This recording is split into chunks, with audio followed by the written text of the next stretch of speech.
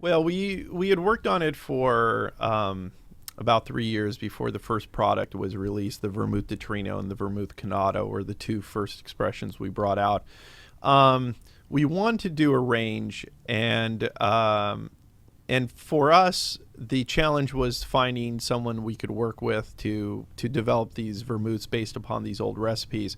Um, to make vermouth is not an easy process, and you want somebody that has experience and background with that. So, we're looking for a vermouthista, a facility that specializes, and that's all they do is vermouth.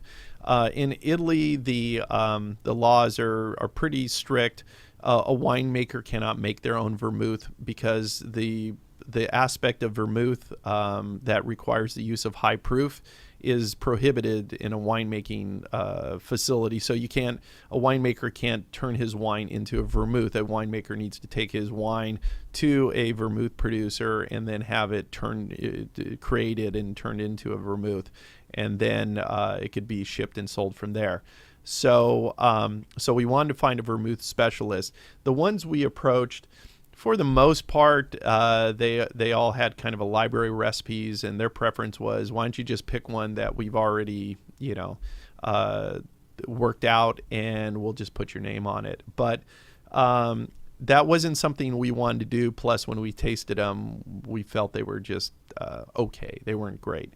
So we finally happened upon a producer that was as excited about the exploration of these old recipes as we were, and was willing to work with us. When you're developing a vermouth, it's a little different from like distillation. If I'm doing a distilled spirit, I could probably do a 10-liter batch, and if I like that recipe, I could probably scale it up with a pretty good accuracy up to 1,000 liters, 5,000 liters, etc., with very little modification.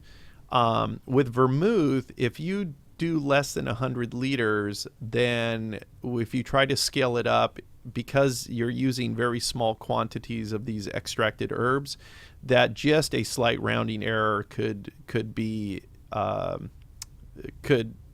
really turn into something that once you scale it up to 5,000 liters, it tastes totally different from your test batch. So you have to do a larger sample size than you would say in a distillation. So we had to do like 100 liters.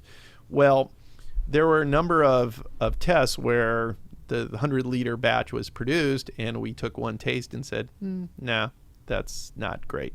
So you just ruined a 100-liter batch. And so we did probably about 19 different rounds. So if you expand upon that or do the math, you're looking at about 1,900 liters.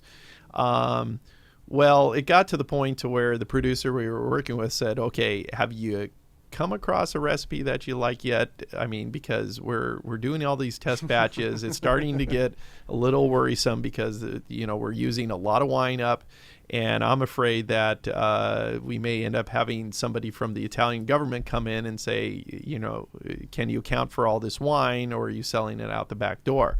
So, it was tough because we'd come across a recipe and go, wow, that's really, really good. But maybe the one after that's even better. So it's kind of like, where do you stop? Where do you draw the line? And so ultimately we had to make some decisions, but it wasn't because we lacked from options. It was just because it was almost addictive. What's that next recipe going to taste like? But I think we dialed in some very, very good recipes from our historic research, and we feel very comfortable about what we offered. But it's you need somebody that's willing to work with you, and we get a little crazy and we get a little into the weeds and into the details. So to have somebody that was as excited as we were to take that journey of exploration was a huge, huge benefit to bringing this project to life.